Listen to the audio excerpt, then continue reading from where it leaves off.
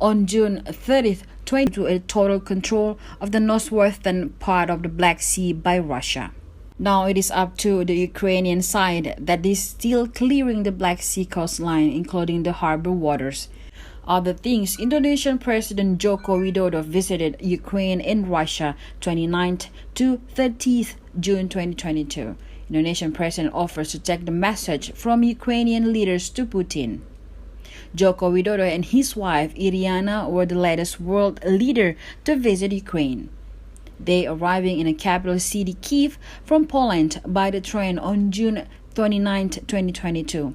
Volodymyr Zelensky sent a message to Russian leader Vladimir Putin.